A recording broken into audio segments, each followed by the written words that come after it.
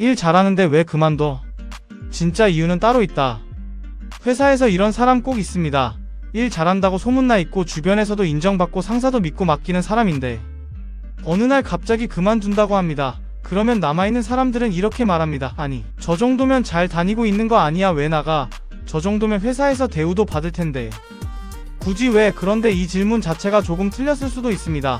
정말 일을 잘하는 사람이라면 오히려 그만두는 게 더 자연스러운 선택일 수도 있기 때문입니다. 우리는 보통 이렇게 생각합니다. 일을 잘하면 회사에 남아서 인정받고 더 올라가는 게 맞다고, 그래서 잘하는데 왜 나가라는 말이 자연스럽게 나옵니다. 하지만 현실은 조금 다릅니다. 일을 잘한다는 건 단순히 지금 회사에서 잘한다는 의미가 아니라 어디를 가도 통할 가능성이 높다는 뜻이기도 합니다. 즉, 선택지가 많다는 이야기입니다. 선택지가 많아지는 순간 기준이 달라집니다. 예전에는 버티는 것이 기준이었다면 지금은 비교가 기준이 됩니다.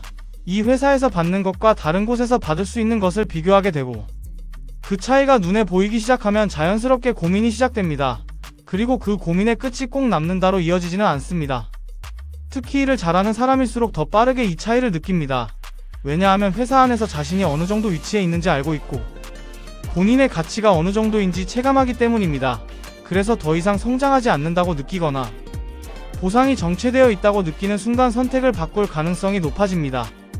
여기서 중요한 포인트가 하나 있습니다.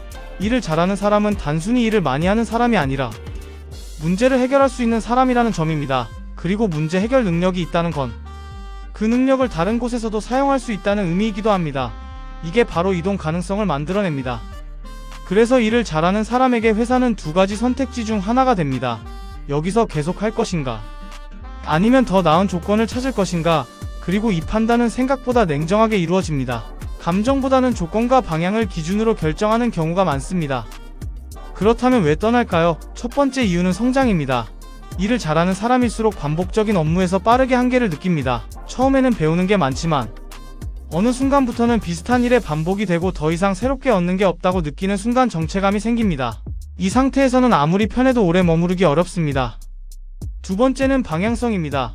회사가 가는 방향과 내가 원하는 방향이 다르다고 느끼는 순간 고민이 시작됩니다. 일을 잘하는 사람일수록 자신의 커리어를 더 길게 보고 판단하기 때문에 현재의 안정감보다 미래의 가능성을 더 중요하게 보는 경우가 많습니다. 그래서 방향이 맞지 않으면 과감하게 나오는 선택을 하기도 합니다. 세 번째는 보상입니다. 이건 굉장히 현실적인 부분입니다. 일을 잘하는 사람일수록 본인의 가치에 대한 기준이 명확해지고 그에 맞는 보상을 기대하게 됩니다. 그런데 회사에서는 항상 그 기대를 충족시켜주지 못하는 경우가 많습니다. 이때부터 외부를 보기 시작하고 더 나은 조건이 보이면 이동을 선택하게 됩니다. 네 번째는 역할의 문제입니다. 일을 잘하면 더 많은 일이 주어집니다. 이건 당연한 흐름입니다. 하지만 문제는 그에 비해 권한이나 보상이 충분하지 않을 때입니다. 책임은 늘어나는데 결정권은 그대로이고 보상도 크게 달라지지 않는다면 이건 결국 부담으로 느껴지게 됩니다. 이 구조에서는 오래 버티기 어렵습니다. 다섯 번째는 인정의 방식입니다. 겉으로는 인정받는 것처럼 보여도 실제로는 소모되고 있다고 느끼는 경우가 있습니다. 계속 중요한 일을 맡지만 그게 개인의 성장으로 이어지지 않고 단순히 회사의 필요를 채우는 역할로만 남는다면 어느 순간부터는 회의감이 생깁니다. 이때 선택은 달라질 수밖에 없습니다. 그래서 중요한 질문이 하나 남습니다. 일을 잘하면 남는 게 맞을까요? 아니면 떠나는 게 맞을까요? 정답은 없습니다. 다만 한 가지는 분명합니다.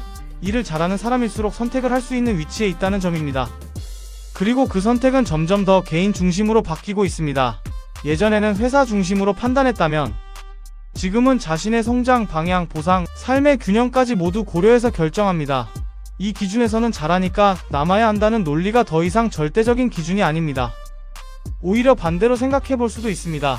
일을 잘하는데도 계속 남아있다면 그 이유는 무엇일까? 그건 그 회사가 충분한 성장 기회를 주고 있거나 방향이 맞거나 보상이 만족스럽거나 혹은 개인적으로 중요한 가치를 충족시키고 있기 때문일 수 있습니다. 즉 남는 것에도 분명한 이유가 필요해진 시대입니다. 결국 지금의 직장은 과거와 다르게 움직입니다. 잘하는 사람은 더 많은 선택지를 가지고 있고 그 선택은 회사가 아니라 개인의 기준에 따라 결정됩니다.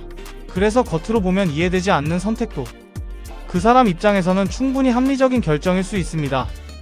일을 잘하는데 왜 그만두냐는 질문은 이제 조금 바뀌어야 할지도 모릅니다. 일을 잘하기 때문에 더 좋은 선택을 할 수 있는 상황이 만들어졌다고 보는 게 더 정확할 수 있습니다. 중요한 건 남느냐 떠나느냐가 아니라 왜 그 선택을 했는지입니다. 그리고 그 이유를 이해하는 순간 같은 상황도 전혀 다르게 보이기 시작합니다. 혹시 주변에 잘하는 사람이 떠난다면 한 번쯤 생각해 보셔도 좋습니다. 그 사람이 문제였는지, 아니면 그 사람이 떠날 수밖에 없는 이유가 있었는지, 그 차이가 결국 조직의 방향을 결정하게 될 수도 있습니다.